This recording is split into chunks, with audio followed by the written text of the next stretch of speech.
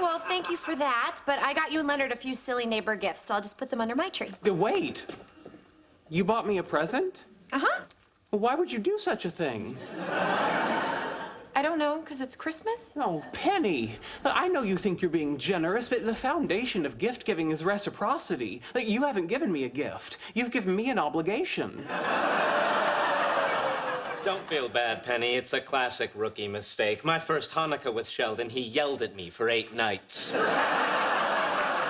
Honey, it's okay. You don't have to get me anything in return. Of course I do. The essence of the custom is that I now have to go out and purchase for you a gift of commensurate value and representing the same perceived level of friendship as that represented by the gift you've given me.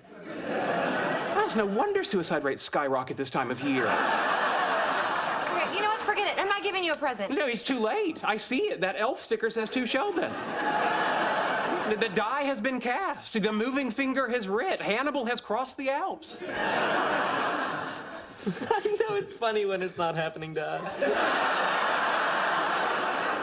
Sheldon, I am very, very sorry. No, I brought this on myself by being such an endearing and important part of your life.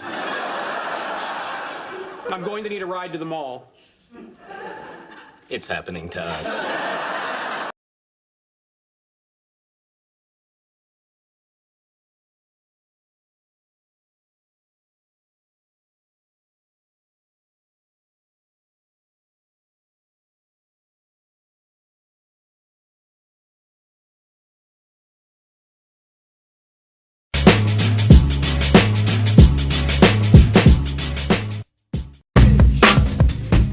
Have you ever encountered a situation in where someone did you a favor and you couldn't help but question their intentions?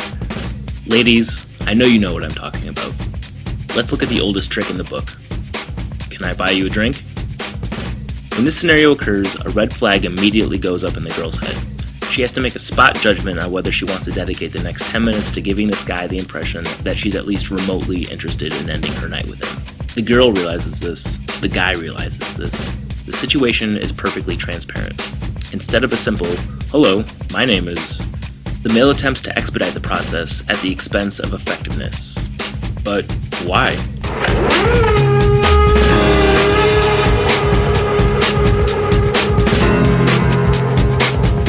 To examine the power of reciprocity, let us look at an experiment done by Cornell University professor Dennis Regan. In his study, 2 subjects were put into a room for a reason not relevant to what was being observed. In this example, one of the subjects, the Confederate, left the room during a 2-minute break and returned with a pair of colas, one for himself and one for the other subject. I asked the experimenter if I could get myself a Coke. He said it was okay, so I got you one too. During the control portion of the experiment, again the Confederate leaves the room, but this time returns without a cola.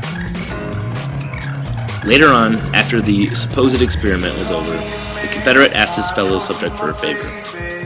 He was selling raffle tickets, and if he sold the most, he would win a prize. Any would help, the more the better. The result? The subjects who had received the cola ended up buying twice as many raffle tickets as those who hadn't received anything. The sole act of the initial favor increased the subject's purchasing behavior by 100%. Can I buy you a drink?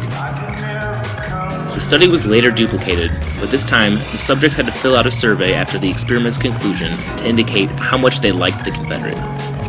For those who owed the Confederate a favor, it made no difference whether they liked him or not. They felt a sense of obligation to repay him, and they did. Can I buy you a drink?